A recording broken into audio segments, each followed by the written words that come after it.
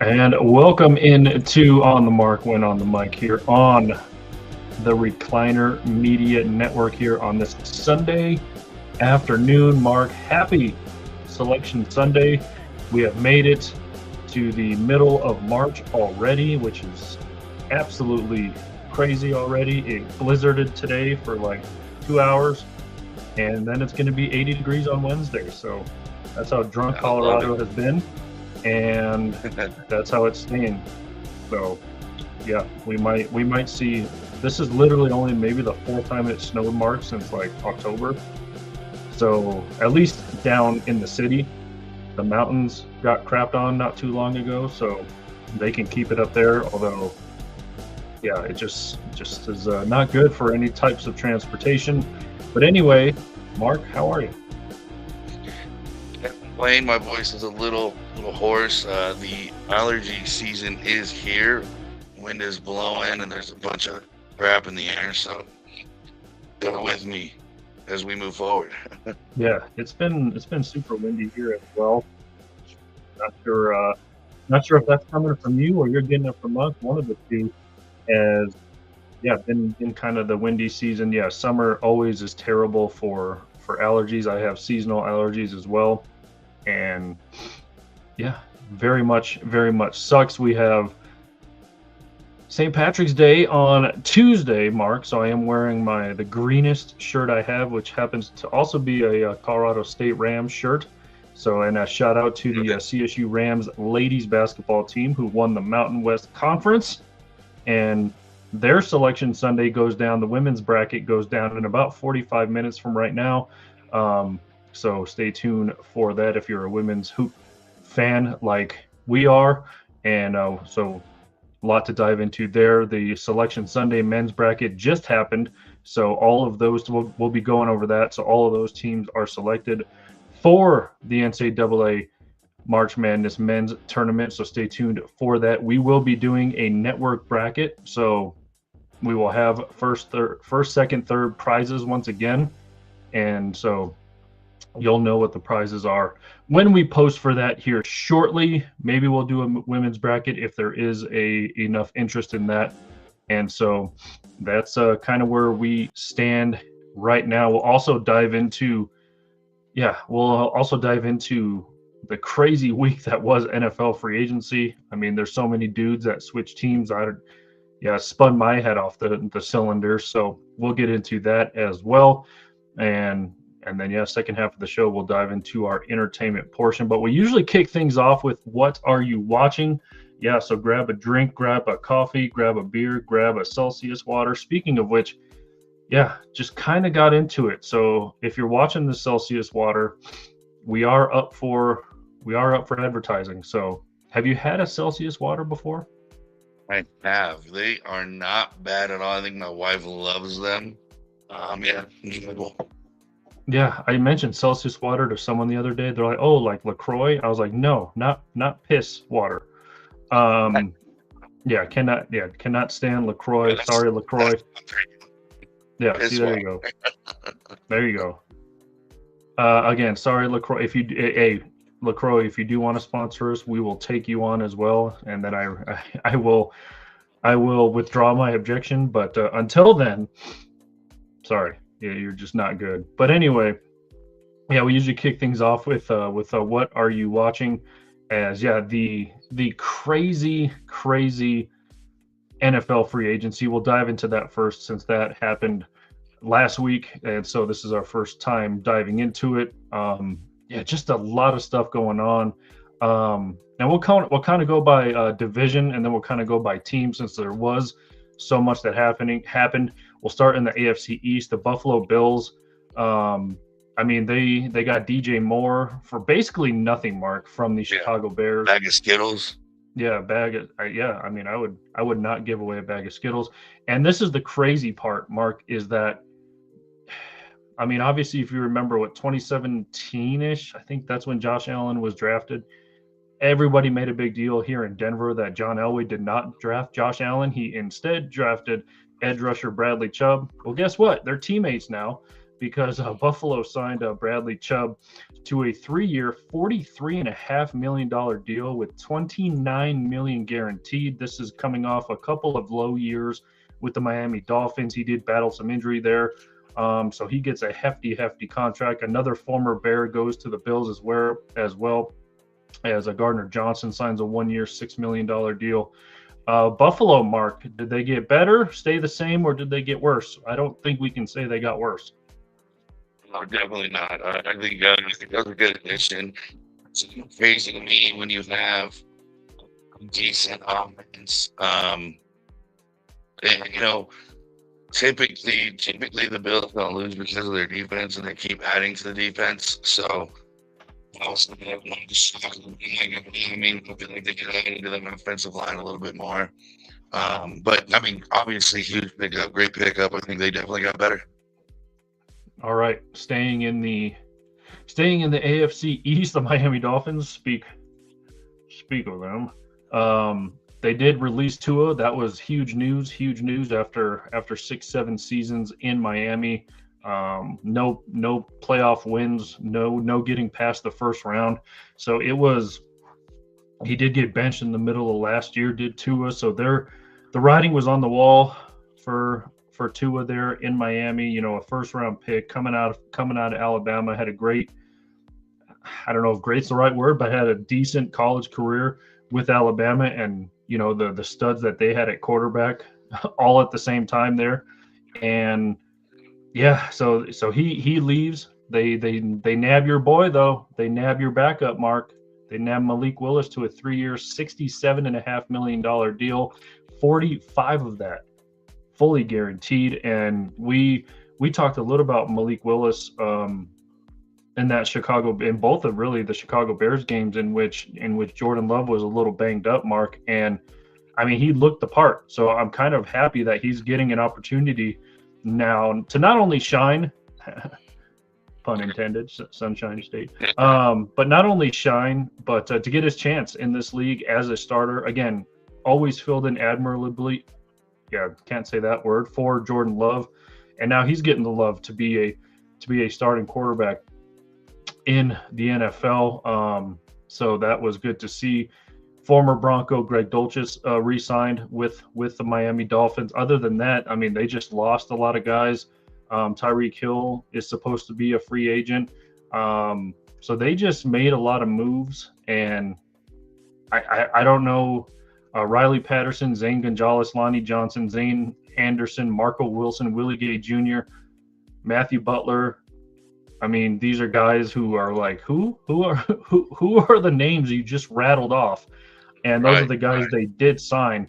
So I'm more in the camp of Miami, Mark, that they're in between, stayed the same and got worse. And then you lose Mike McDaniel as your head coach as well. So I'm in the camp that Miami, again, in between, stayed the same and got worse, because I do like Malik Willis at quarterback. It's good to see him get a starting job. Well deserved, overdue. Obviously hate to see him go, but yeah, his talent's being wasted sitting on the bench for sure. I was disappointed for him that he got signed with the Dolphins. They are in the middle of a rebuild. They're kind of starting all over. I don't see him winning many games, and I see him getting unfairly judged, if you will, when they don't have a winning season. So that's what I agree with you. I think they're in between, stayed the same and got worse. I just don't see them doing any damage. And like I said, for Malik Willis to get the starting job, but sucks it had to be in Miami. Yeah, so we will see what Miami does. Again, rebuilding, but starting off well with a quarterback. So we'll see what he looks like in a bigger sample size. We only got to see him, in spurts here and there with injuries and stuff like that. So we will see what he can do with, a full season under his belt, and I guess full first team reps under his belt as well. Staying obviously in the AFC East, Mark, the New England Patriots, the reigning AFC championship New England Patriots. They really didn't change all that much. They bring in Romeo Doubs, wide receiver. He signed a big contract, 4 years, $70 million. And they also got Draymond Jones, a former stud defensive lineman, a former Bronco. He signed a 3-year, $39.5 million deal. So they handed out some money, and they still have like millions of dollars under the cap, which is crazy. That always helps when your quarterback is still on a rookie contract. And then they got safety Kevin Byard on a 1-year, $9 million deal. So honestly, Mark, I think we just mentioned the Dolphins were kind of in between, stayed the same and got worse. I think New England's in between got better and stayed the same. If anything, I'm leaning towards they got a little better because they really didn't lose much except for Stephon Diggs, who, is a wild card because of his off the field issues, and so you can't really count on him. We saw in the playoffs. I mean, do you really remember a big play that Stephon Diggs made in the playoffs? Because I can't. So yeah, I mean, so you don't really lose much. You're hoping that Romeo Doubs, again, another former boy of yours, so that kind of hurts. We'll see if he wears the big helmet in New England, but it's going to be maybe another AFC East run, excuse me, for the Patriots. But I'm leaning toward they got a little better.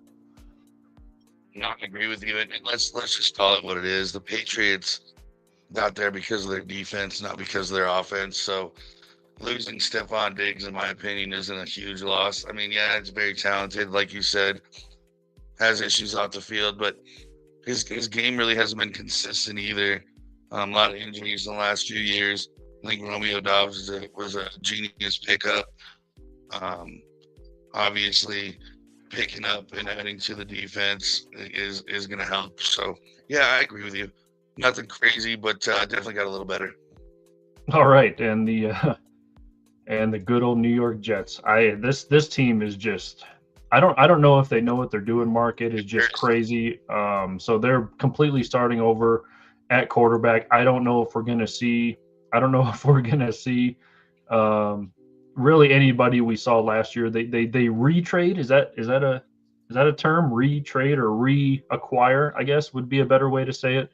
Reacquire Geno Smith from the Oakland Raiders last week. Again, gave up a couple picks here and there. They did give Breece Hall, who a lot of people wanted their teams to go all in on Breece Hall, but the Jets slapped the franchise tag on him. That'll give him, $14.3-ish million. We'll see if they actually give him a contract or just roll with him for a season now. Andrew Beck re-signs. I mean, Jelani Woods, tight end, re-signs. They did make a lot of moves, give them credit, but they did get Mika Fitzpatrick from the Miami Dolphins for a 7th round pick, which is pretty crazy to think about. How Mika Fitzpatrick maybe 5 years ago would have gone for maybe a 1st or 2nd round pick, but he goes for a 7th round pick. So they did make the moves. They're kind of in that same class as the Miami Dolphins, trying to rebuild, rebrand, whatever you want to call it, Mark. But I put them kind of right where the Miami Dolphins is, in between, stayed the same and got worse. And I think they've lived in that got worse category, Mark, for a couple of seasons now. They're trying all these moves. You can tell they're trying, Mark. Let me ask you this. Did they go backwards or forwards, though, with reacquiring Geno Smith? I think they went backwards, and against Geno, because I think he had a great season in Seattle. Some will say, well, it's because of the team around him. Maybe not. He still did his job, still looked good. I think he was judged unfairly, with what happened in Vegas with the Raiders. The Raiders are another terrible team too, so to judge him and say, oh, he, this and that. But I think they went backwards in the sense of, obviously you need a quarterback, but they're completely starting over basically everywhere. That defense was good, and then they lost a few pieces. Now it's probably decent at best, but yeah, I just think they're cursed. Like, think that's it's the only way I can put that in. Jets fans, I'm sorry. Make sure you're checking out the Jets fans out there. Yeah, it is. It is. Are they? Yeah, I guess it's a curse. Do they have a Billy Goat curse, or what curse do they have? To where is it like a Joe Namath curse? Was Joe Namath do anything when he? We're gonna blame Joe. I think you're right. Maybe when he told that female, he's like, I want to kiss you. Was that it? Was that the thing that cursed them for good? I don't know. But we'll see what the Jets can do. Gino back in the black and the green and white. So we will see what the Jets do this season. All right, moving on to the AFC North. The Baltimore Ravens were involved, obviously, in some crazy. I don't know if you call it a scandal, Mark, or whatever the term you want to use. They tried to trade, excuse me, for Max Crosby. Failed his physical. He literally had surgery like 2 weeks ago. He's recovering. He failed. I'm going to do this, Mark. Failed the physical. I'm doing that in air quotes because you know this guy's recovering. New coaching regime in Baltimore. That there was just a lot of question marks for that. Tyler Huntley re-signed a 2-year deal. If you're a Baltimore fan, you do not want to see him take the field because you have Lamar Jackson. Again, Trey Hendrickson was a big. I almost feel bad for Trey Hendrickson because he was like, well, we didn't get Max Crosby, so let's give Trey Hendrickson a call. He's the next best defensive guy who we can get. They signed him to a huge deal, 4-year, 112, 60 mil, fully guaranteed. So that was a big deal for them. Baltimore, I think, even with the acquisition of Hendrickson, I think they stayed the same. You lose a little bit losing John Harbaugh, so maybe they're in between. Maybe they're in between, stayed the same and got worse because coaching has a lot to do with it. You hope Lamar Jackson is healthy. Speaking of Lamar Jackson, go to our homepage, reclinermedia.com.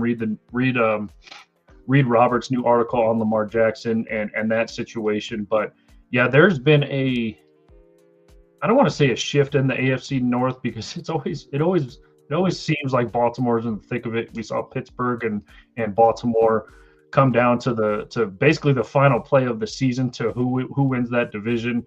But I think Baltimore's, again, in between stayed the same and got a little worse because you lose a coach like Harbaugh. And so, yeah, I mean, Hendrickson shifts a little bit. He has you on the scale of stayed the same. But I don't think they got all that better, but they didn't get all that worse either. I completely agree. I think the only thing that was in their favor picking up Hendrickson was they're getting cheaper. They're not now they're not losing picks with Max. Although, make no mistake, I think Max Crosby would be definitely worth 2 first rounders.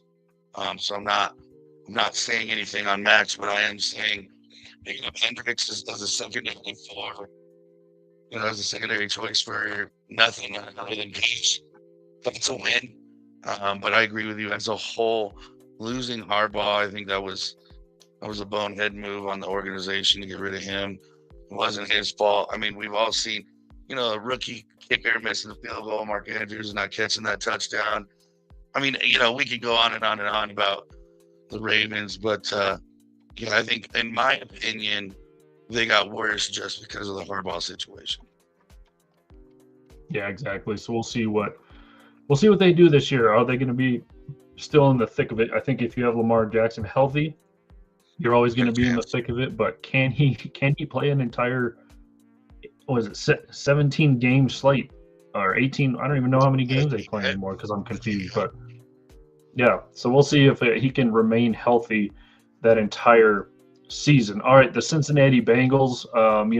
They had a down year last year. Joe Burrow had turf toe surgery, and so he missed a handful of weeks. Josh Johnson, this guy, if you've seen the cell phone commercial that this guy's in, it's funny, but he, I think I want to say he's closing in on 25 teams that he's been on in the league. I mean, it is crazy the amount of teams that this dude has been on, but he's now their backup quarterback. They did get a little stronger up front, Mark. They did sign Orlando Brown to a 2-year, $32 million extension.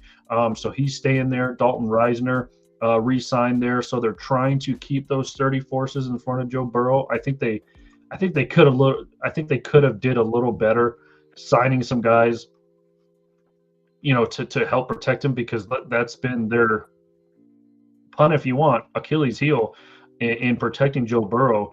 He's been in top 5 of the most set quarterbacks the last few years. So you got to keep him on his feet. You don't want him falling on the turf and hurting his toe. And so I'm just gonna say Baltimore stayed the same. I don't think they really got all that better. And again, they're kind of like Baltimore. You have a guy like Joe Burrow healthy, he's going to keep you in some games. You still have the threats on the outside that he can throw to. So that's, if they're all on the same page, they can be a dangerous team. And they did lose a little, losing Trey Hendrickson, obviously, who we just talked about, goes to a division rival. So they did get a little worse on defense. But for all in all, I think Cincinnati kind of stayed the same. No, I agree, and I think you're right. There's a lot of missed opportunities. Not beefing up the line, keeping him Joe protected. And listen, I'm biased. I think Joe Burrow is probably the best quarterback in the league when he's healthy. And I'd be willing to argue with anybody all day long on it. But when you got Joe back there, you always got a shot. And like I said, just missed opportunity, not getting more help on the line. Maybe even taking a shot at a couple of receivers. They just, like one of those things, when he went down, the Bengals went down. It is what it is. So they got to do a better job of protecting him when he was healthy. And on defense, he took him to a Super Bowl. He lost, you understand? But he took him to a Super Bowl. So I say, missed opportunity. Definitely stayed the same. Like losing Hendrickson to a division rival, I would almost put him just under staying the same, kind of getting worse. Yeah, so we'll see what Cincinnati does. All right, the Cleveland Browns are always entertaining because you don't know what they're really doing at quarterback either. So we'll see who they throw out there. Is it going to be Shador? Is it going to be the homie who's all tatted up? Can't even remember his name. But they did acquire Titus Howard, offensive lineman, and then they extended him 3 years, $63 million. They did sign guard Zion Johnson to 3 years, $49.5 million. They did sign offensive lineman Jenkins to 2 years, $24 million. So they did beef up that offensive line to try to protect, I guess I should say, whoever's at quarterback. Whether it is Shador. Yeah, Dylan Gabriel. Is it going to be him? Is it going to be Shador? Will we know? You know what they're going to throw at us, Mark? They're going to throw at us. It's going to be a camp duel. It's going to be a train. We'll see who wins it in camp. That's what they're going to tell us. And then, for ticket sales, it'll be Shador at the end of the day. But so they are trying to beef up that offensive line. They did sign a lot of guards. They signed a linebacker, Quincy Williams, 2 years, $17 million, and they re-signed their other guard, Tevin Jenkins, and then they signed a quarterback, Jack Stoll, to a 1-year deal. They did lose Cornelius Lucas, a big tackle, but then you almost made up for him in signing a bunch of offensive linemen. So I don't think really Cleveland again, they're kind of like Miami, where they've stayed in that got worse category. But honestly, they didn't really all get that worse. They didn't have any really big departures. They brought in a bunch of offensive linemen. So for what Cleveland is right now, Mark, I'm going to say they got a little better. They couldn't have gotten worse. Yeah, that's what I mean. They couldn't have got worse. Yeah, I think they're like the Jets, man. It's like we're watching a 6-year-old manage the Madden theme on the video game. It's like, oh, we're gonna do this now. Let's go. I just think Cleveland, there's no fixing that. They need so much help. But in my opinion, going back to the quarterback thing, I think we saw what Gabriel can do, which wasn't much. Why not just give it to Shador and see what he can do? I mean, let's just call it what it is. I think Gabriel was a good college quarterback. I don't think at least not on the Browns, he's not a good NFL quarterback. Yeah. So again, it's hard to tell. They will tell us it's a camp battle, though. I guarantee you that. And then we'll see Shador take the field probably. The NFL regular season opener. All right, the Pittsburgh Steelers. Have we? I mean, I think Aaron Rodgers committed. Do we know yet? Do we? I don't think he's officially said he's coming back. So we really don't know. They did kind of, I want to say, beef up, for lack of a better term, their offensive wide receiver room in trading for Michael Pittman Jr. from the Indianapolis Colts. That was a big move, and then they Here, extended him 3 years, 59 million. They signed Jamal Dean, big hefty quarterback or cornerback, 3 years, 36.5 million. They extended Cam Hayward. They did sign a running back. They signed a defensive lineman. They did sign Asante Samuel Jr. to a 1 year deal. So they are trying to get better. They did lose John Smith at tight end, but hey, is that really that big of a loss? I guess. Yeah, that's kind of a meh, whatever yeah, kind of deal for the Pittsburgh Steelers, but they are trying to maybe entice Aaron Rodgers to stay with DK Metcalf and now Michael Pittman Jr. on the outside. So you almost have you almost have a wide receiver room like the Cincinnati Bengals on how dangerous they can be on the outside. Who's going to be throwing them the ball? I think is still a question mark for the Pittsburgh Steelers. Again, does Aaron come back? We don't know officially yet, so we'll stay in the news for that. But Pittsburgh, honestly, Mark, they're in that same camp. In between, got better and stayed the same. If anything, I think hinging on Aaron Rodgers, I honestly think Pittsburgh got a little better, basically on the Michael Pittman transaction alone. But they did make key moves in other areas as well. yeah. No, I completely agree with that statement. And like you said, a lot of it depends on who's going to be throwing the ball. Um, and I saw, obviously, Packers fan. I'm a huge Aaron Rodgers fan. I just hope he wins. But looking at some of his games this last season, it was, maybe not, maybe, Aaron Rodgers-esque, if you will, where he's not quite making the same throws, but you're never going to be behind the eight ball with Aaron taking the snap. So that being said, yeah, it depends on Aaron Rodgers and who's on their ball. But yeah, I think that Michael Pittman just in itself, Michael Pittman pickup was huge. I think they got a little better. All right, moving to the AFC South now. The Houston Texans, they did trade for David Montgomery, which kind of means the end of probably the end of Joe Mixon there in Houston. David Montgomery, once again, they had a trade with Detroit. They gave away a fourth round and a seventh round pick for David Montgomery, so hopefully he can make their running back room a little bit better. They extended Daniel Hunter, the edge rusher. They re-signed Ed Ingram.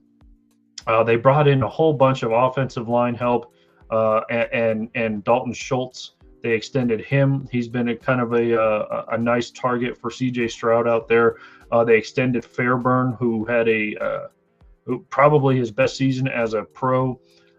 So again, I don't really think Houston got all that better. I think they kind of stayed the same, and that hinges a lot on C.J. Stroud. 2 years ago, we thought this guy was going to be an all pro for many years to come, and took a turn for the worse last season. Yeah, it is just crazy. Kind of what is his ceiling? What is his floor? I mean, we kind of saw both of them in the last 2 years, which is crazy. We kind of saw where he could go, and then we kind of saw where he didn't want to go, if you want to say it that way. So yeah, it's going to be all hinged on Houston, on CJ Stroud for the quarterback position. But I think they stayed the same, Mark. I don't think they necessarily got all that worse. They didn't really have too big of a key departure. They did lose Titus Howard and again Joe Mixon, but you almost make up for that with David Montgomery. So they didn't really lose a lot there. So I'm going to say Houston stayed the same. Completely agree. And just talking on the CJ Stroud thing, I do think Some people, I was reading a lot, a lot of comments and listening to a few different shows. I think, listen, it's just a sophomore jinx. I think he's going to bounce back and be just fine. Um, Obviously the talent is there, the promise is there. I think that's a guy you stick in there with, let him figure it out, and he's gonna be the guy you want him to be. My personal opinion. Yeah, I mean, you're a Texans fan, you hope so. So Yeah. we shall see. Staying in the AFC South, the Indianapolis Colts, they re-signed Indiana Jones, Daniel Jones. They first slapped the franchise tag on him, and then they worked out a two-year $88 million deal, which is still a very hefty, lucrative contract for Daniel Jones. We hope he had a speedy recovery. We saw the downshift, if you will, for the Indianapolis Colts when he went down with his injury. So it almost seems like the NFL is better when Indianapolis is good. I don't know why that is, but it just seems that way. They re-signed Alec Pierce, wide receiver, 4 years, $114 million. They re-signed Laquan Treadwell, wide receiver, and they kind of have to keep these wide receivers because they did trade Michael Pittman away. So say what you will about that. And then they brought in safety Jonathan Owens from the Chicago Bears. You may know him as Simone Biles' husband. But anyway, they did bring him in. He was on a very good Bears defense last year. They signed Derek Nadi as a free agent. They traded for Colby Wooten from the Green Bay Packers, guy you might know. They brought in edge rusher Michael Clemens. So, and then Arden Key, they brought him in a 2-year deal worth up to $20 million. So they're beefing up that defense. I think they're banking on defense this year, Mark. So I think they were like, we have to get rid of some kind of cap hit, which was unfortunately Michael Pittman Jr., who was a lifetime Colt up until this point. And so they're like, we got to get better on defense. We're going to keep the guys we have, make some cap room, keep Indiana Jones happy, and that's what they did. I have the Colts again. I hate putting these teams in between these categories, but they are in between, stayed the same and got worse just for the fact that they lost Michael Pittman. But they didn't get all that worse. They didn't. It's not like you lost a whole bunch. They also lost Zaire Franklin, a pretty good linebacker. So I'm going to keep them right where I have them at. In between, stayed the same and got worse. Two kind of big departures, but I think they can make up for it. Yeah, no, personally, I think they got a little worse just because of the two big departures. But not only that, the additions that they made, in my opinion, didn't really fill any of the holes. And, we saw it last year, Indiana Jones goes down and the whole team kind of collapsed. Now, don't get me wrong, just, I get it, and that's tough. And I do think, Daniel Jones is going to be fine, but they didn't add anything, nothing crazy, no big splashes. So yeah, definitely think they got worse.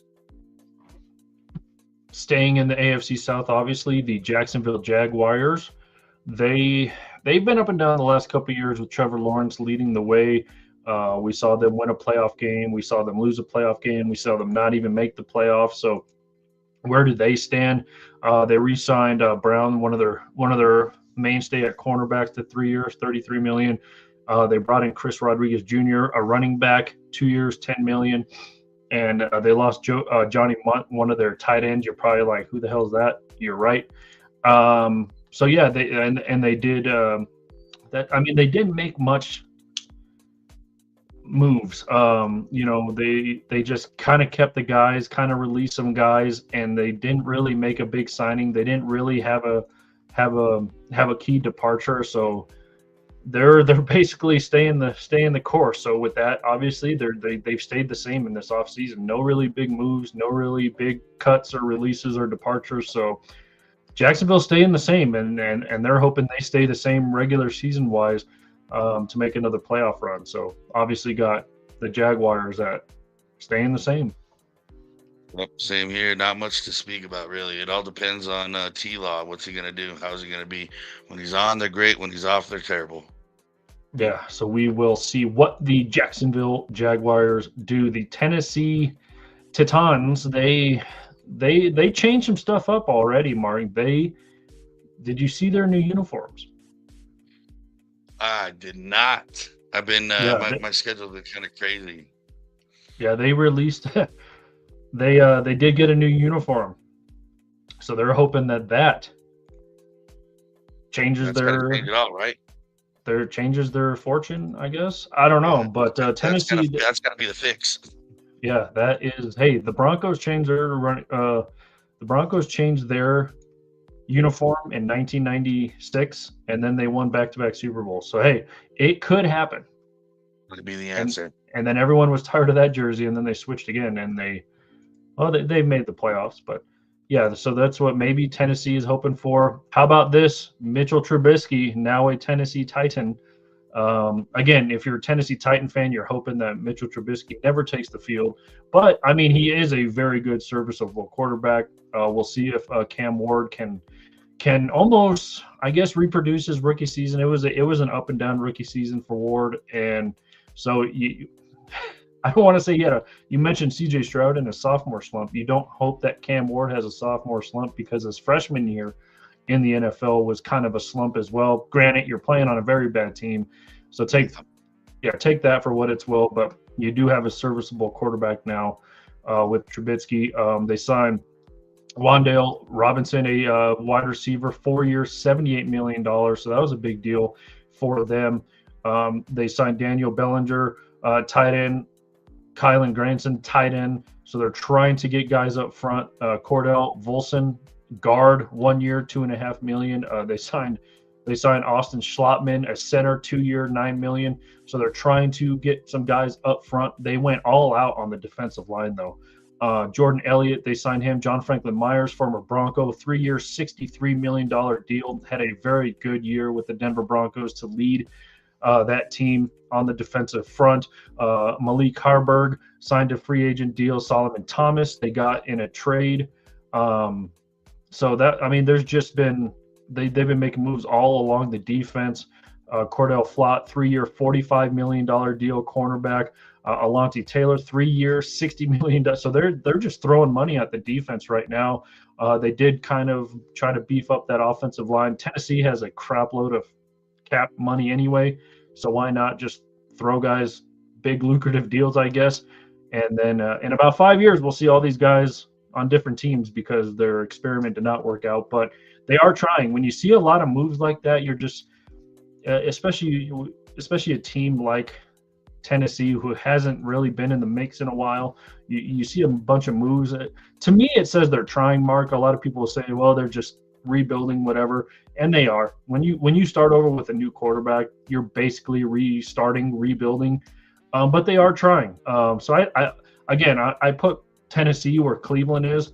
For what Tennessee is, they did get a little better. I don't think they got worse.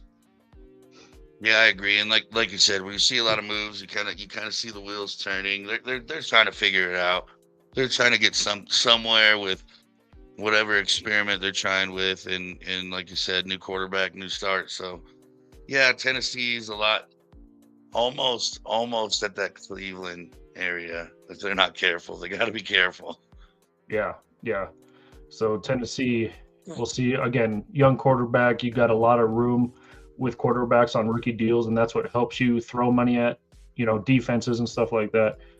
So we'll see. We'll see what Tennessee does. All right, and AFC West, looking at the Denver Broncos, a lot of people here are pissed off that they didn't do much. They wanted a guy like Breece Hall. They wanted a guy like Kenneth Walker. So, and of course, they see Kenneth Walker go to the stupid Kansas City Chiefs, an AFC West rival. Of course, why not?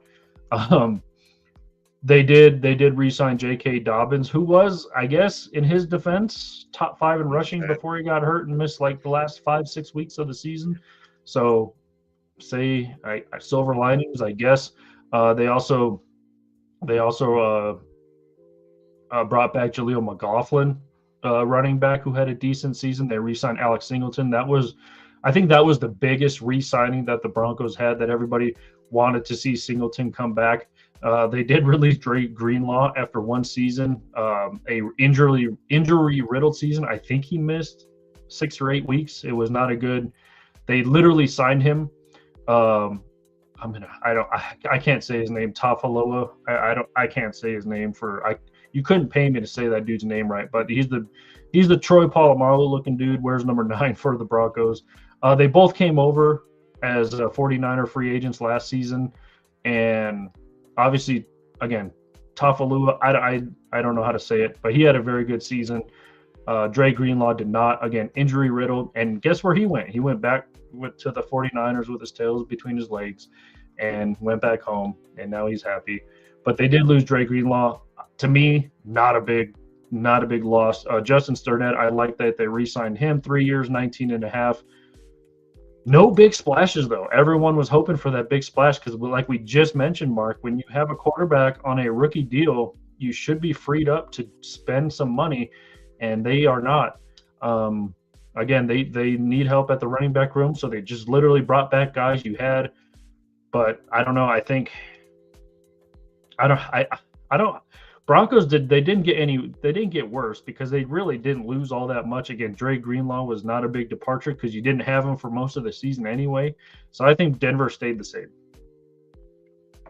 Agreed. I think a lot of the Denver fans need to calm down a little bit because in all seriousness, we're talking maybe 2 plays ended their season short. You know what I mean? So I think they've got it figured out. I think they're there. So no big moves really needed to be made. Obviously, losing J.K. Dobbins for those weeks hurt. Him coming back, is going to help. So yeah, I think don't hit the panic button. Have faith. Keep on keeping on. Yeah, we will see. But like I said, unfortunately, the team that has reigned this division has been the Kansas City Chiefs, obviously, and they did sign reigning MVP of the Super Bowl, Kenneth Walker, to a 3-year, $45 million deal. A lot of people obviously wanted him in Denver. Did not happen. Kansas City was like, "You Denver, we're taking him. We are not losing this division again as long as we have Patty Mahomes." And then not only did Travis Kelce say he's coming back, but then they threw a 1 year, $12 million deal at him to keep him within the team. But other than that, they bring in Tonga, big defensive lineman, 3-year, $21 million. They did lose a little bit in their I guess defensive backfield department in Trent McDuffie. He leaves, and they also lose a big tackle in Jawan Taylor. But it is the Kansas City Chiefs. They always seem to plug and play guys. One guy goes down, the next guy steps up. You can't really do that when Patrick Mahomes goes down, obviously, because there's a lot to make up there. But yeah, I think I want to say, and now there's been talk that Tyreek Hill might go back. I don't know. That's just crazy. But I have the Chiefs in between stayed the same and got a little better. The addition of Kenneth Walker is huge. They did lose Isaiah Pacheco, which, again, on and off the field so much. Yeah, you didn't really notice him off the field last year because he was hurt so much. But Kenneth Walker is huge. Again, I saw somewhere, Mark, that when you sign a guy who's a former Super Bowl MVP, you're hoping he can replicate those numbers. And a lot of teams have had bad luck with that. So if you're the Kansas City Chiefs, you're banking on, can he do what he did for Seattle? So that's what they're banking on. But I think they're right in between, stayed the same and got a little better. Patrick Mahomes obviously needs to stay healthy. You saw what happened when he got hurt and missed some weeks. They were not a playoff team. So kind of like Baltimore and kind of like just who's playing quarterback for these teams keeps them in these categories. But they I don't think they really got all that worse. But I have them right in between, stayed the same and got better. Yeah, I mean, I think I have them strictly staying the same. Now, don't get me wrong, adding Kenneth Walker is huge. It's definitely going to help that offense. But even before, I mean, the Chiefs were doing it with, maybe 1 or 2 weapons a season. Obviously, having Patrick Mahomes does help. Proof's in the pudding.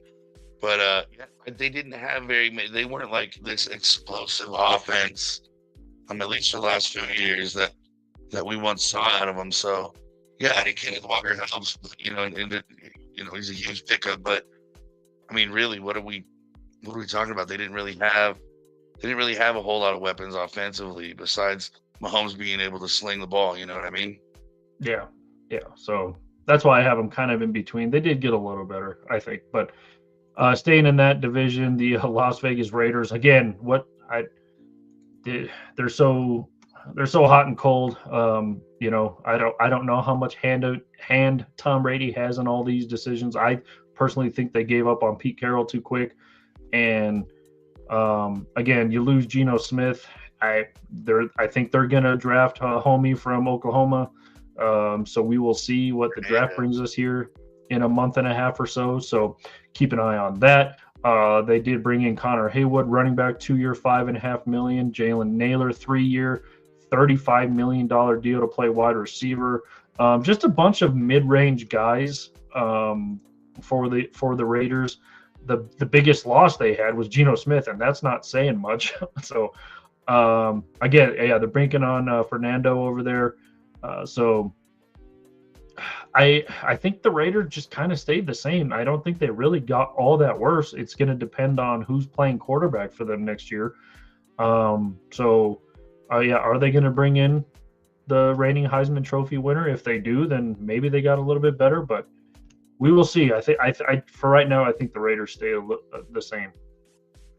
Yeah, I agree. Like you said, they pulled the plug. I think even too quick on Geno, let alone Pete Carroll. But they just, brand new experiment, and they didn't even give it time to develop or try and fix what they needed, and they were just misfiring on all cylinders. So I don't even think adding Fernando is going to really help that cause too much. As good of a quarterback as he appears to be. So good luck to all you Raiders fans, because it's not, my opinion, looking bright. There you go. All right, the Los Angeles Chargers, Trey Lance, he re-signs a 1-year deal. Again, if you're a Chargers fan, you don't really want him to see the field. Yeah, so again, a bunch of mid-range guy. They're trying to beef up that offensive line as well. They re-signed Trevor Penning, 1 year, $3.5 million. Cole Strange, 2-year, $13 million. Center Tyler, I don't know how to say his last name, 3-year, $30 million deal. Trey Pipkins re-signed on a 2-year, $10 million deal. So they're trying to keep Justin Herbert upright, which you need. And we saw him go down, and we saw the Chargers, not the same team, when Justin Herbert goes down. And then they made a lot of moves on defense. Again, the most popular name you're going to recognize is Khalil Mack, and he's pushing 35 years old already. They did re-sign him to a 1-year, $18 million. I don't necessarily agree that he's worth $18 million anymore, but he was hurt the last couple of years. Honestly, Mark, I think the Chargers stayed the same. They didn't really lose all that much. Again, mid-range guy, Will Dissey. How much did he make a difference on offense? Not much as a tight end. And Bradley Bozeman, their center. That's why they brought in a new center at 3 years, $10 million per year. So honestly, I think the Chargers just kind of stayed the same. I think as a Chargers fan, they were hoping to see maybe a big name come in to make a difference somewhere, offensively, defensively, and we just did not see that. Again, bunch of mid-range guys maybe. So I think the Chargers stayed the same. Agree. I think it's a failed offseason. They went through 110 linemen last year, something stupid like that. And you re-sign these guys, to me, they couldn't stay healthy to begin with. Now, I don't know if it's the conditioning coach, the lineman coach. I don't know who we need to fire if you're in the Chargers organization, but something ain't right when you go through so many linemen. So yeah, I would even go as far as saying is they might be a little worse, just for adding, re-adding the linemen that were able to complete seasons for multiple seasons, and not adding any beef to the line. So good luck, Chargers fans, you're gonna need it. Yeah, so I honestly, probably the biggest name that they brought in the offseason was Mike McDaniel as an assistant coach. Again, how much difference is he going to make on what side of the ball he'll be coaching? I think he's more an offensive guy, but he's probably the biggest name that you brought in, which you do not want. Yeah, sure, maybe a great offensive-minded coach, but how much is that going to make a difference on the field. We shall see. I'm going to leave this up to you, Mark. Do you want to continue with the NFC teams, or do you want to hit those next week? Hit those next week because there's so much more to jump into this Yeah. week.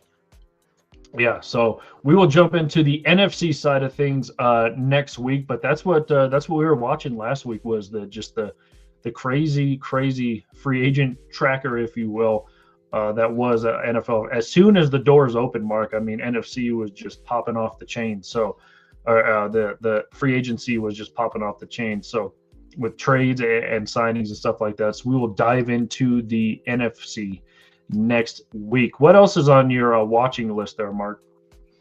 World Baseball Classic USA plays Dominican Republic here. Actually, right now, I think they're starting. This World Baseball Classic has been absolutely insane. Team Italy, tearing it up, beating the Americans. 9-5, 8-5, something like that. Japan getting knocked out by Venezuela, which remember at the beginning of all this, I said that, Japan was the best of the tournament and the United States needed to beat them. So I'm excited to see where this goes. The Dominican Republic has been absolutely on fire with Soto, Tatis, and Machado doing their things over there. Team USA in a lot of minds, kind of disappointing. Mark DeRosa not, managing as a lot would feel up to par, or mismanaging some of the arms that he has in the roster. So, yeah, I'm excited. I think this is going to be a fun tournament. I can't wait to see how it wraps up. Yeah, so the semifinals going on right now. Today, there's only one game: United States and Dominican Republic, like you mentioned. I know the U.S. had some down games, like you mentioned, against Italy, what have you. I mean, does the U.S. deserve to be in this semifinal? Some of that Italy game and how the arms were managed with Screwball and Skeens. As Italy showed out against one hell of a Mexican team. So, yeah, no, they probably don't deserve it, especially because the standard was set so high. And I think they need to go out and have a statement game tonight. Yeah, and then the other semifinal game will be tomorrow in Miami, and that'll be Venezuela and Italy. Like you mentioned, Venezuela, like we mentioned, knocked off Japan 8-5. Italy knocked off Puerto Rico 8-6. And the U.S. What is up with the U.S. beating Canada all over the place? It just seems like I love it. Yeah, Canada's had some bad luck drawing the U.S. in a couple of these World Championship country-related tournaments. So, yeah, the U.S. Once again knocked off Canada, and Dominican just absolutely obliterated Korea 10-0 in their quarterfinal game. So, once again, U.S. and Dominican going at it right now. Italy and Venezuela will take place tomorrow. Another thing on my watch list, it is the kind of the kickoff of the FIBA World Championships, Mark. So obviously you've been watching the U.S. women's national basketball team, and it has been fun down in Puerto Rico. Listen, they are just knocking off teams left and right. I mean, these games aren't even close, Mark, and I almost feel bad for these other countries going against this U.S. It's team. That every time around, though. Yeah, I mean, let's face it, the women's national basketball team. I know this is their senior FIBA team, is what they're calling it, but a lot of newcomers on this team. I mean, the women's team in general have won 8 straight Olympic gold medals. Let's just start with that. But this FIBA team is, again, absolutely just demolishing teams, and it almost just seems not even fair. So I don't even know. I don't know, but obviously media making a lot of nonsense about Caitlin Clark and Angel Reese being on the same team once again. Caitlin Clark not slapping hands with Angel Reese, going off making a play or something like that. Caitlin Clark had like 4 assists to Angel Reese in one game. Cece finally got her first start today, so that was good to see. She had 14 points, 6 assists, and so yeah, I mean this team is just constructed to just steamroll opponents. I mean, your point guards, Mark, are literally. Is Paige Becker's a point? I guess she is, but we'll just for this argument, sake of argument, Paige Becker's point guard, Caitlin Clark point guard, Kelsey Plum point guard, Chelsea Gray. Those are your 4 point guards. One of them is literally nicknamed Point God. So again, it's just unfair. It's just almost unfair to the other teams. Again, Angel Reese is on this team. Monique Billings, who just had a stellar defensive outing so far. U.S. is undefeated, and it is cool to see Paige Beckers and Caitlin Clark in the same backcourt for a lot of it, and just the ridiculous passes, the ridiculous plays that both of them make on the court together. A lot of talent. A lot of talent. Yeah, awesome to see. A lot of these girls literally just came from Unrivaled to play on this FIBA team, like Kelsey Plum, like Ray Burrell. So they've been playing a lot of basketball lately. It's good to see, obviously, Cece back on the court after literally 8 to 9 months of not being able to play due to injury. So good to see her out there and playing. So yeah, that's what I've been watching. It's been cool to see, and they're actually playing it on, HBO Max, TNT, whatever you have. So that's been cool too. And you know me. I'm any. It doesn't even matter what sport. I was into curling. Anything Team USA, I'm about it. So I was honestly waiting for the latter games of that tournament to watch, because anything Team USA, I'm behind. So I think that's fun, and can't wait to see what they do, and just keep winning. I just love it. Just keep winning. Yeah, exactly. All right, Mark, what else is on your watch list?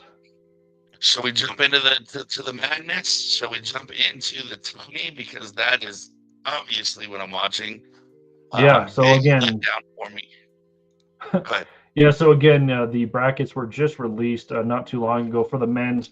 The women's is going on right now, and so we might get into that again. We'll be putting a network bracket together again. There'll be prizes for the top 3 people who finish. So we'll start with the East region, Mark. Duke gets the number 1 seed in the East, and maybe no surprise there. They'll be facing number 16 Siena. Number 8 is Ohio State versus number 9 TCU. Number 5 St. John's, who just had a big win in the Big East tournament versus Duke yesterday. They will be number 5 going up against number 12 Northern Iowa. Number 4 Kansas going against number 13 Cal Baptist. Number 6 Louisville going up against 11 South Florida. 3 Michigan State versus 14 North Dakota. Do the Bisons just get in because of what they did in college football a few years ago? Just seems like, hey, Carson Wentz played there once. We'll throw him in. Yeah, so 3 Michigan State, 14 North Dakota State, number 7 UCLA, number 10 UCF, which is Central Florida, and then number 2 UConn, and number 15 Furman. Are all top seeds winning all those games, Mark? Want to say yes, but every year my bracket gets busted because one of those teams wants to show out for one game. So yeah, I'm gonna give it to one of the underdogs, I guess. There you go. All right, in the West region, number 1 Arizona, 16 LIU, 8 Villanova, 9 Utah State, 5 Wisconsin, 12 High Point, 14 Arkansas, 13 Hawaii, 6 BYU, 11 could be either Texas or NC State, 3 Gonzaga, 14 Kennesaw State, Kennesaw. I don't believe I've ever heard of that that school. Sorry, guys. 7 Miami, Florida, 10 Missouri, 2 Purdue, 15 Queens. Been a while since we've had a Queens sighting in the NCAA tournament. So there you go. That was the West region. In the Midwest, 1 Michigan, 16 could be UMBC or Howard, 8 Georgia, 9 St. Louis, 5 Texas Tech, 12 Akron, 4 Alabama, 13 Hofstra, number 6 Tennessee, number 11 could be SMU or Miami of Ohio, 3 Virginia, 14 Wright State, number 7 Kentucky, number 10 Santa Clara, 2 Iowa State, number 15 Tennessee State. South region, here we go. Number 1, Florida gets the number 1 bid there. They'll go up against either number 16 Prairie View A&M or Lehigh. 8 Clemson, 9 Iowa, 5 Vanderbilt, 12. How do you say that again? McNeese, is that how you say that? Yeah, I think so. Yeah. 4 Nebraska, 13 Troy, 6 North Carolina, 11 VCU, number 3 Illinois, 14 Penn, 7 St. Mary's, 10 Texas A&M, and number 2 Houston will go up against number 15 in Idaho. So there you go. Those are your 4 regions that are going at it. The brackets of the men's side has been set. What do you think? I think it's fun, but I'm pissed. San Diego State dropping the Mountain West Championship to Utah and missing the chance. I mean, all season long though they've been dropping big games, so it does make sense. But I don't have to like it. The other crazy thing is with Michigan, there's a couple of injuries if I remember correctly. So it's going to see. They were a heavy favorite for me. So I'm kind of eager to see how that unfolds. And then obviously being in Arizona, Arizona dropping a couple of big games. Once against Texas Tech, which was huge, and then one against Kansas. Now they did split, but I think that'll be interesting to see how they do, because for whatever reason, Arizona just finds a way to choke at some point in this tournament, as good as they are at basketball. So yeah, there's a few other teams too, but man, I think, like I said, this is one of my favorite times of year for sports. So I'm excited to see how everything goes out. Way too early pick here, Mark, but just based on the run through we just did, who do you have winning it all? I'm gonna say Michigan. I'm gonna stick with Michigan. I've been watching them a lot of their games this year, so I'm gonna stick with Michigan. All right, and we just got word now. Again, the Women's Selection Sunday just started about 15 minutes ago. UConn, obviously, the number 1 seed in all of the tournament. I mean, hell, they went 35-0 this season. So that's your winner. Obviously, the Huskies, Gino Ariema, AZ Fudge, Sarah Strong, that whole group, the overall number 1 seed. My girls, the Iowa Lady Hawkeyes, they should be a number 2, number 3 seed in this tournament. We'll see you again repping CSU. Again, shout out to those women for winning the Mountain West Conference. So they I think I read somewhere they might be a top 10 seed in this tournament. So we'll see where they land. Also, the CU Buff ladies, will they be able to make the tournament? They made a good run also in their respected conference tournament as well. So we will see where the ladies land here shortly. We'll keep you updated if we get any, I guess, big word or what have you. But all we know now is that UConn, obviously, UCLA is probably going to be a number 1 seed as well. They went undefeated in the Big Ten, won the Big Ten Conference against Iowa. Wasn't even close. That game was just a huge blowout. They won by like 54 points. Again, Lauren Betts going to be a top 5 pick in the WNBA draft. Speaking of that, we should be having our WNBA draft show right when it's happening. If there is a WNBA season, if there's not a WNBA season, is there a WNBA draft? Has that ever been asked in the history of anything? I think that would have to be on hold too, right? Because nobody's going to be working. That's interesting. That is interesting. Yeah, that literally just came to me as I was saying it. So I don't know. I didn't even think about that until you said it either. So, but either way, we will have a WNBA draft show. Yeah, so excited for Lauren Betts. Obviously, a Colorado girl, went to high school here. So 6'7", you just can't guard 6'7", especially in the women's side, Mark. It's just too hard. That's it. Yeah. So anything else you're watching here before we move on? No, I think that'll do it. Like I said, best time of year. All right. Do you have anything you're not watching? Oof. You know what? I've been so focused on the tournament, the WBC, and hockey heating up. I couldn't even tell you, to be honest. I don't think I have anything I'm not watching. Not me really either. I wanted to bring up something, but I should have written it down because now I forgot it. But I am kind of sick of sick of the. I don't know if it is like social media or just the media in general. I don't even know if we're considered media at this point, but yeah, just kind of pinning us up against players and stuff like that. Like I was mentioning, Angel Reese and Caitlin Clark. I mean, who gives an F if they don't slap hands? And which did bring me. I wanted to ask you this question: do you have to like your teammates? Like, do you? I know if you don't slap hands, people are going to dub it. Oh, that's you're not being a good teammate. You're being unsportsmanlike, or whatever the case may be. But you don't have to like your teammates, right? You do.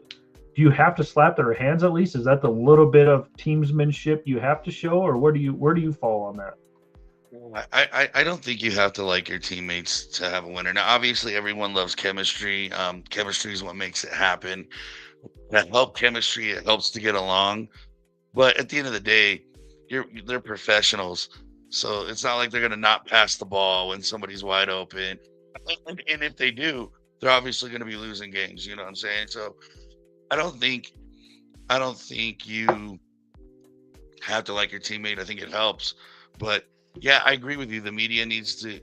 The problem is especially when there's a slow news week, they want to pick and pick and pick and pick. And I think, honestly, I think that's why everybody hates each other so much nowadays, is because they're reading all this crap. And, now we got to pick a side. We got to draw a line in the sand. And yeah, just leave it alone. Quit reading into it. Pick something else to talk about. Yeah, and you are allowed to like both or all or Yeah. whoever you want. You are allowed to like them. Well, what's the old saying? The name on the front is a hell of a lot more important than the one on the back. So, what are we rooting for?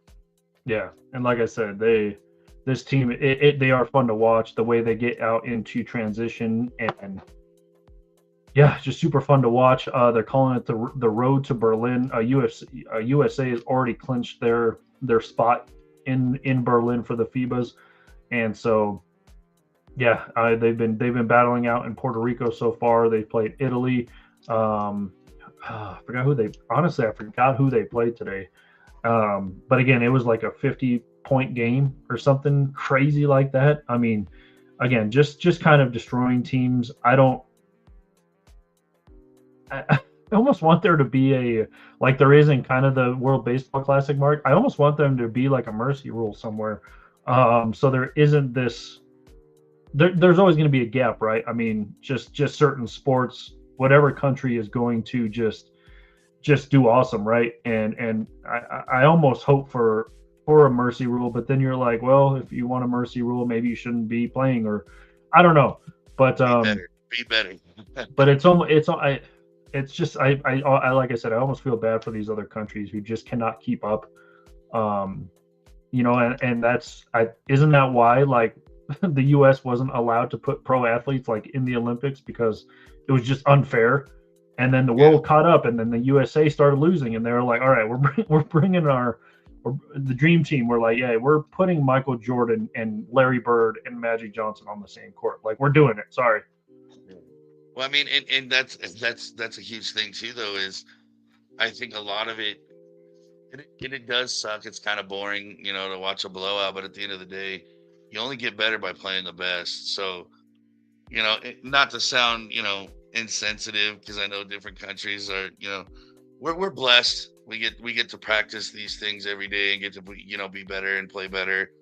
But yeah, at the end of the day, be better. Like I hate to say it, but there's really no other way to look at it. Exactly. So, yeah, I would almost think that there would be almost a. Do you like the mercy rule in the World Baseball Classic? How many times has it happened so far? Wasn't that 10-0 game? Wasn't that one of the mercy Yeah, rules? yeah. I want to say it happened twice this World Baseball Classic, and Okay. to me, I don't like it. For the most part, everybody's a professional, and even the ones that aren't professional, they're still playing at a professional level. Got to take your ass kicking like anybody else. You know what I mean?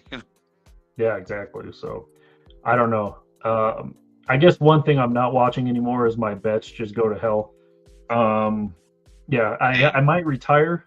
I just might retire. For I always say that, and then I'm back at it in a week. every But weekend. of course, The latest one I almost won was the Thunder Nuggets game about a week and a half ago or whatever it was, and I hit 9 out of 10 mark, and I had three plus steals from SGA, and he had two, and Well, it wouldn't let me cash out the entire game, which is stupid. if it makes you feel any better, last weekend for the Max Holloway fight, I had 7 of 8 fights correct. The eighth being that Max was gonna win, and I would have won $500. And Max absolutely got bullied, and I lost my entire bet. But here's the more sad part. Before the fight, I had a chance to cash out for 300, and I said hell no. And then turned around and took another $20 and doubled down on Max to knock him out. So that was heartbreaking. Yeah, yeah, it sucks. I don't know why like some things let you cash out and some things other. This one guy who we talk about betting all the time, he does some crazy. But he had like an 18 leg parlay, and he only bets like 50 cents. So he sent me it. He goes, "Should I cash out?" And his cash out option was like $1,100. I'm like, "Yes, cash out." I Why are you couldn't see asking? it. I couldn't see how much he had right or how much he had left. But on a 50-cent bet, and you have a cash out option of 1,100, Take it, run with take it. it. Yeah, yeah. I would have hit Don't that even button click. so hard and so Yeah, fast, it you would have can, dented my dude. phone. Dude, the other day I cashed out 2 cents because it wasn't gonna hit. I was like, I'm getting these 2 pennies back. Right, might as well. It's better than nothing. Yeah. By the way, the USA Women's FIBA team, they played New Zealand today, and they won 101-46. Again, should there be a mercy rule in these games? They are just clobbering these teams. By the way, if you watch the play-by-play or whatever, the color analyst is Danilo Gallinari. If you remember that name from the NBA, obviously us here in Denver, he played 8 seasons in Denver. Um, Definitely needs to refine his color commentating. But it is cool to hear that, yeah, because they played Italy last game, and he played for the Italian national team, and so he does have some different perspective and stuff like that. So it is kind of cool to hear. I was like, who is this guy on calling these games with this chick? And yeah, it turns out it was Danilo Gallinari. Um, but yeah, it is they brought up like Colorado for some reason, and then he brought up Boulder, and then he brought up some other stuff in Colorado, and I'm like, dude, you were here for 8 years. Like, how do you not know this, and how did you mess that up? So, still, shout out to Danilo for doing his thing though. I like it. I like it. All right, but that is going to do it for what are you watching? Again, we will continue the NFC in the NFL transactions next week because there's just so much to get into. But yeah, we'll transition into our entertainment portion of the podcast and Mark's assignment. And before that, apologies, we did miss last week due to scheduling and stuff like that. So thank you for bearing with us through that. But Mark had to watch House of Cards, I think just the pilot. Yes, sir. Okay. And I had to watch the first 5 episodes of Futurama. And I think we brought up the last time we spoke, Mark, that again, there's like 27 seasons of Futurama, just like there is The Simpsons, South Park, Family Guy, all these cartoon shows that have like 20 plus seasons. It's just crazy. But how was House of Cards? How was canceled Kevin Spacey? And would you recommend it? Actually, I would recommend it. I think I'm going to continue watching.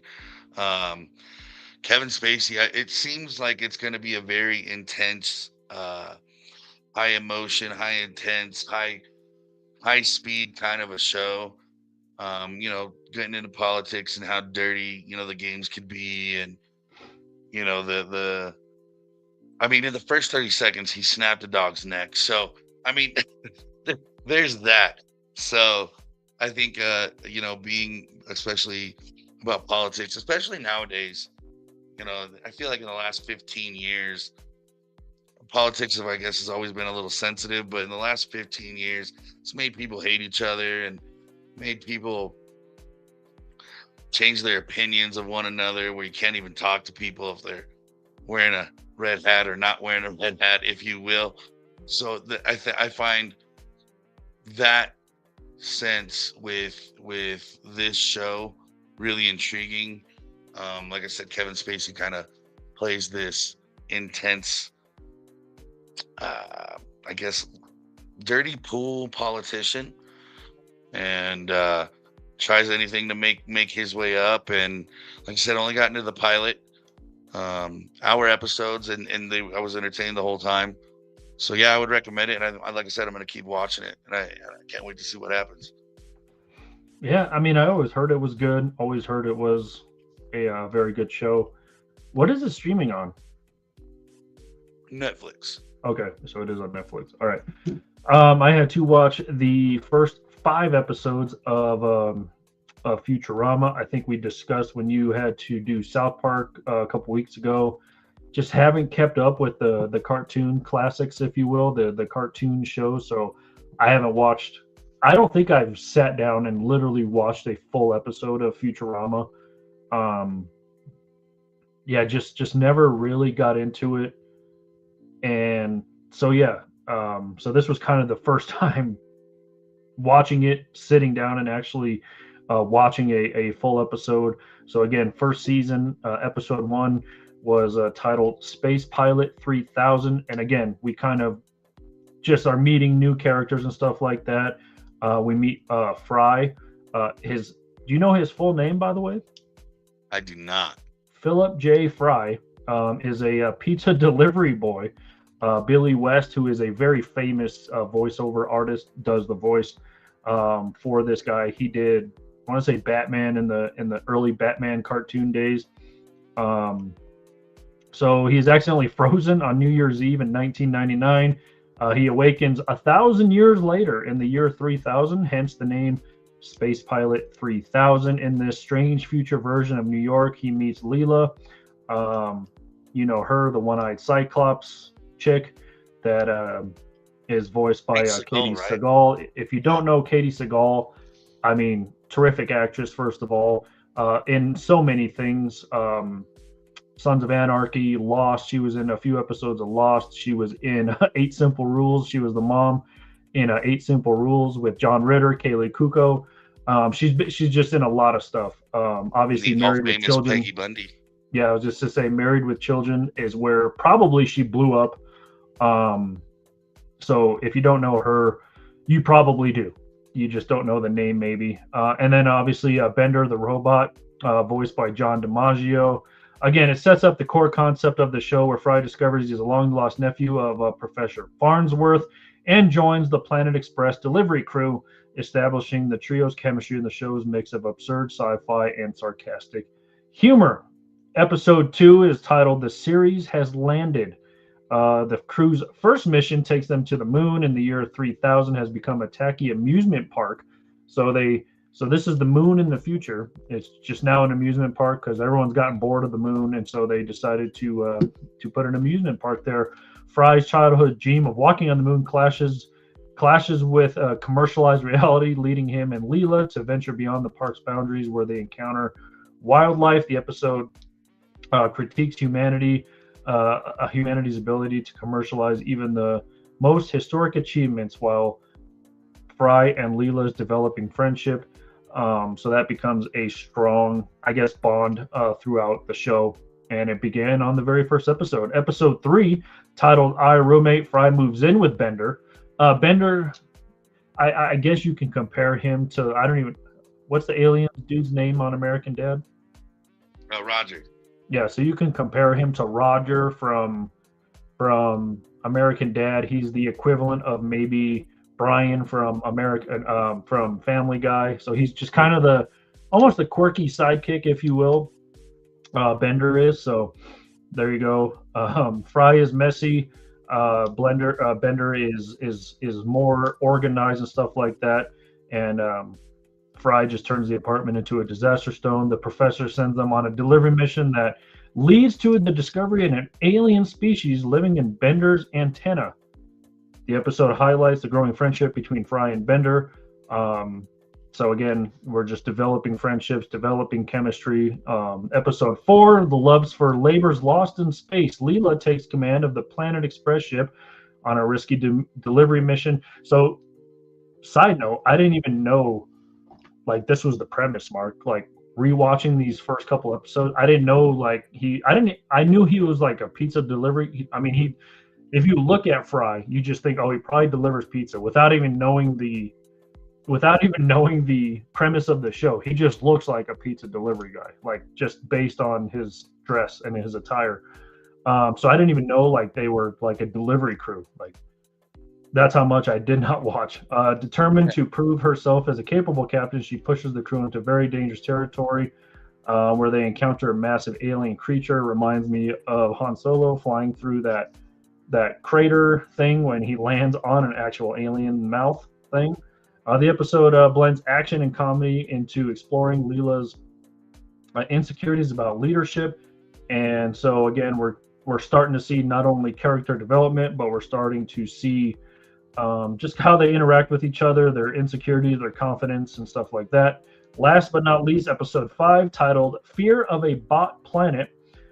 Bender receives a mysterious signal inviting him to a robot-only planet, but he sneaks Fry and Leela along in disguise. Once they're there, they discover a society of robots that despises humans, forcing Fry and Leela to pretend to be machines and avoid execution. The episode clearly shows prejudice and social awarenesses while delivering classic Bender moments and expanding the bizarre universe of the show. I don't know how many episodes are in the first season, Mark, but again, was a little hard to get into at first. There were some funny moments, made you smile and stuff like that.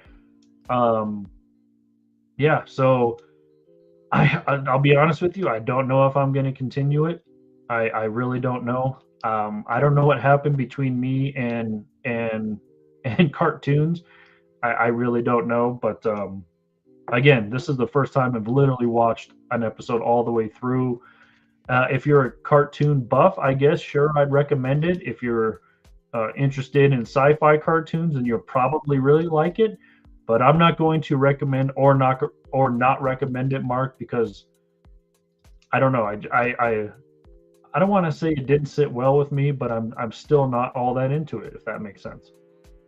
Yeah, I get it. And I think Futurama just in general is an acquired taste. I don't think it's something that you can just, oh, I absolutely love this all of a sudden. You know what I mean? I think you already got to kind of like that kind of stuff, like you were saying. So I get that.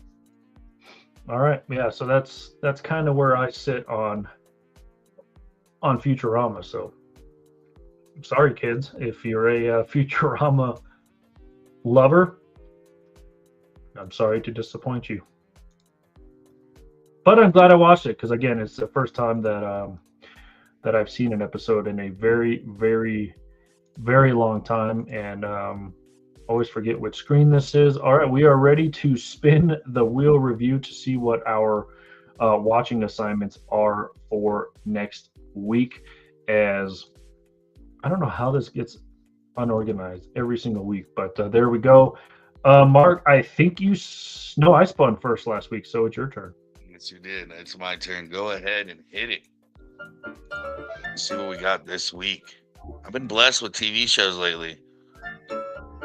I'll get the secret wheel. Yes! Uh-oh. I don't know what this is. What is this? I don't know if I like surprises yet. Do we have a secret wheel category? Oh, secret month wheel. So oh, there we go. So you got to watch these shows for a month. I guess if it lands on Ballers, we might respin unless you want to watch it. But I mean, it would be kind of boring to recap, but I would not mind watching it either. Yeah. So we'll respin if that. By the way, we'll go. I want to mention this: the 4 top seeds in the women's tournament. By the way, UConn, as we mentioned, I did mention UCLA, Texas, and South Carolina are the other 2 number 1 seeds. I'm sure we'll get the finalized tournament here in just a little bit. Mark, let me know when you're ready to spin to see what show you're watching for a month. Let's hit it.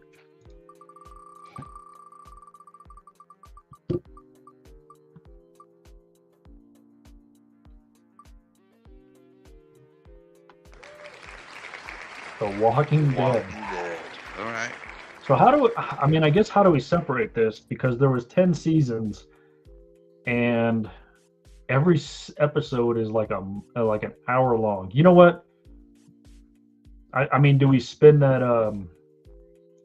Because we can't really do like pilot or. Yeah, I say we respin, and maybe next week we can break that up a little bit better. You know what?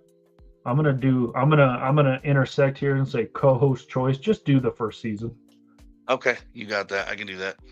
I mean, yeah, First season the of the first. original.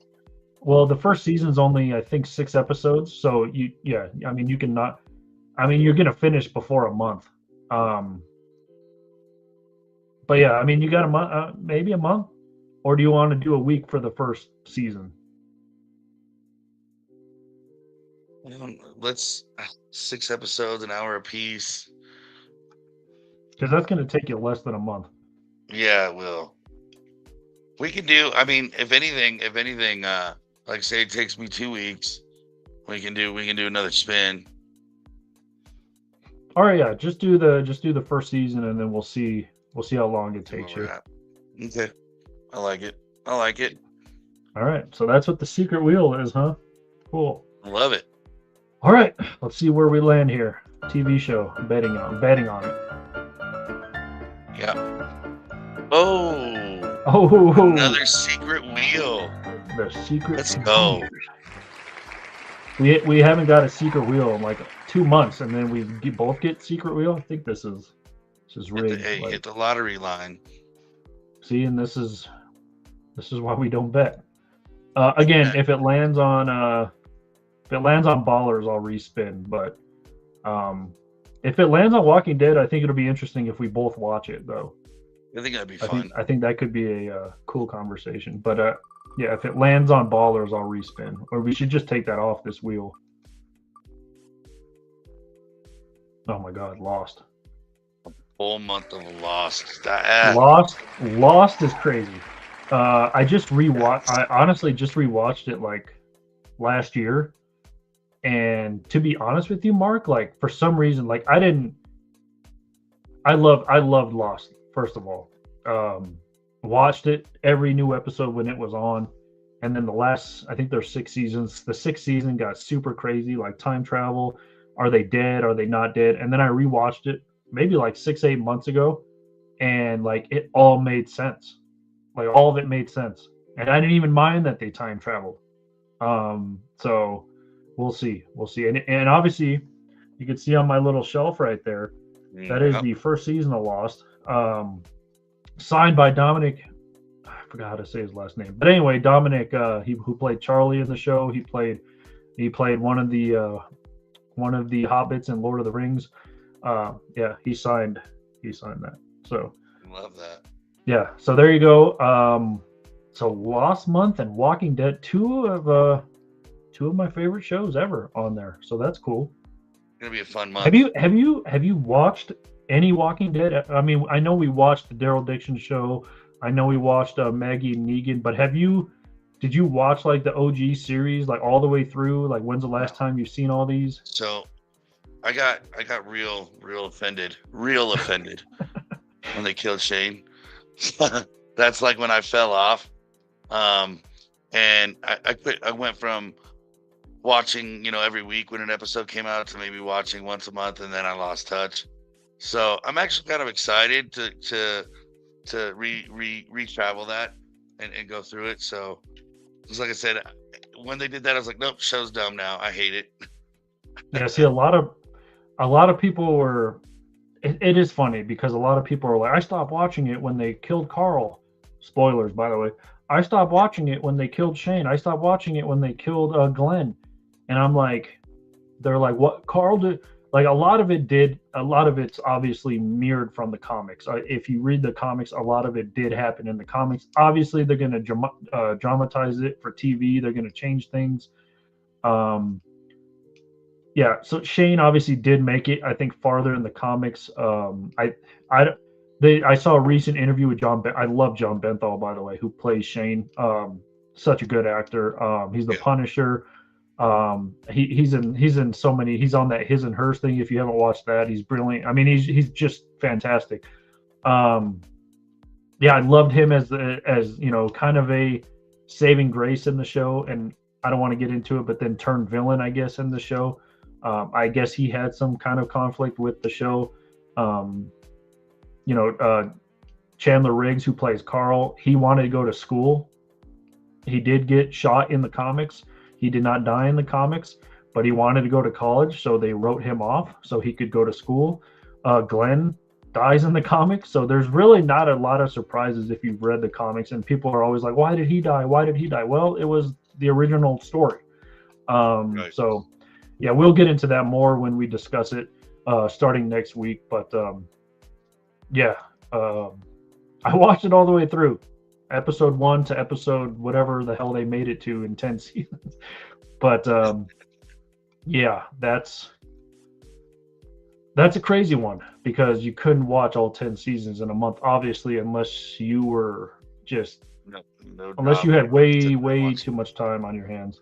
Before we do get out of here, though, the women's bracket is set, so I do want to get into that. We mentioned the 4 top seeds in the women's side. UConn, Texas, UCLA, and South Carolina. So let's get into it really quickly here. They don't really go by regions. They do go by regionals. So in the Fort Worth, which is where they'll be playing this regional, number 1, UConn, number 6, UTSA, number 8, Iowa State, number 9, Syracuse, 5, Maryland, 12, Murray State, 4, North Carolina, 13, Western Illinois, 6, Notre Dame, 11, Fairfield, 3, Ohio State, 14, Howard, 7, Illinois. There's 10, Colorado, 2, Vanderbilt, and number 15 is High Point. So a couple of Big Ten teams in that side. Speaking of Big Ten, in the Regional 2 in Sacramento, we'll see number 1, UCLA, going up against number 16, Cal Baptist. So Cal Baptist has a men's and women's appearance, just like UCLA, in their respective tournament. Number 8, Oklahoma State. Number 9, Princeton. Number 5, Ole Miss. Number 12, Gonzaga. 14, Minnesota. 13, Green Bay. 6, Baylor. 11 is it's so weird how they do this. Could be either or. They don't even have it listed on this. So Baylor will be playing one of 2 teams. 3, Duke. 14, Charleston. 7, Texas Tech. 10, Villanova. 2, LSU. 15, Jacksonville. In Regional 4 in Sacramento, we'll see number 1, South Carolina. Again, number 16 is to be determined. Number 9, Clemson. Number 8, Clemson. 9, USC. Good to see USC in there. They struggled in the Big Ten this year without Juju Watkins. Jazzy Davidson's probably going to be Big Ten Freshman of the Year. I cannot wait to see Jazzy Davidson and Juju on the same floor at the same time. Juju's going to be going into her junior. I mean, she's only a sophomore, missed this whole season due to a knee injury. I mean, her and Jazzy are just going to be, I think, electric for that Trojans team. So watch out Big Ten next year when Juju's healthy and Jazzy Davidson's in her second season with a full year under her belt in the Big Ten, one of the toughest conferences, I think, in women's basketball. So stay tuned for that. So again, 8 Clemson, 9 USC, 5 Michigan State, shout out, 12 Colorado State. I thought they'd be a higher seed, to be honest with you, Mark, after winning the Mountain West. Let's face it, the Mountain West is obviously not as tough as, say, the Big Ten, or really, obviously, maybe not the ACC and stuff like that. So you are in a weaker tournament, but they are a 12 seed. So shout out to the Lady Rams. 4 Oklahoma, 13 Idaho, 6 Washington, another Big Ten teams, 11 South Dakota State, 3 TCU, 14 UC San Diego, 7 Georgia against another to be determined. Number 2, shout out Iowa against 15 FDU. So the Lady Hawkeyes, as I kind of predicted, a 2 seed. All right, one more thing to get in here, and then we'll let you go to the bathroom, Mark. 3 regional in Fort Worth. Number 1, Texas against the 16 seed. Again, to be determined. 8 Oregon, 9 Virginia Tech, 5 Kentucky, 12 James Madison, 4 West Virginia, 13 Miami of Ohio, 6 Alabama, 11 Rhode Island, 3 Louisville, 14 Vermont, 7 NC State, 10 Tennessee, number 2 Michigan.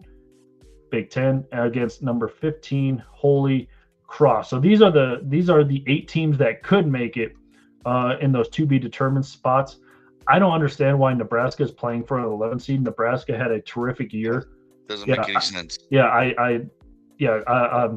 Nebraska I think they should be a lock in this tournament. But anyway, they'll be fighting with Richmond for one of the 11 seeds. Fighting for 16 seed Missouri State and SF Austin. The other 16 seed Southern against Samford, and the 10 seed will be Arizona State going up against Virginia, and that'll be happening in a couple days. So there you go. There's your women's tournament. We will probably be running a women's tournament as well if you want to join it. I don't know what the prizes will be for that one. We will have top 3 prizes for the men's side. So we'll be posting that on social media probably tonight, I would imagine. But so stay tuned for that. Again, I think the number 1 person who wins will win tickets to a game. We're just going to keep it like we have the last couple of fantasy seasons. By the way, Mark, only one person chimed in to win the fantasy football first place, and it was Colin. So he won tickets to a game. He was the only one who chimed in. So people are missing out on a jersey and $50. So bummer. Obviously, it's free to enter, but again, first place you'll win tickets to a game. Second place you'll win a jersey of your choice, and third place you will win $50. That's 2 coffees at Starbucks, if you're wondering. So love it. Yeah. But that's going to do it for us. Thank you all for tuning in wherever you tune in, however you tune in. Thank you once again. Go to all of our socials: Facebook, X, Instagram, TikTok now. Subscribe to our YouTube channel as well. Say hello to some of our new personalities as well. And always go to our home base, reclinermedia.com. Everything is posted on there as well. Check out the new blogs and stuff like that. One will be going up by Robert. So stay tuned for that one. And then, of course, Spotify, Apple Podcasts, and Amazon Music is where you can catch the on-demand stuff as well. Mark, any final thoughts before we get on out of here? Enjoy the month. This is the best month, so love it. Is it weird that March Madness is like towards the end of March? Yeah, I don't like that. I don't like it at all. So it's going to kind of be to April. I was going to say it's kind of be leaking into like April Madness. Yeah. Or should we call it April absurdity? I love it. April absurdity. Right, there you go. There you go. But that's going to do it for us once again on the mark, when on the mic here on the Recliner Media Network. For Mark Saxton, I'm Michael Spillin. We will talk to you next week.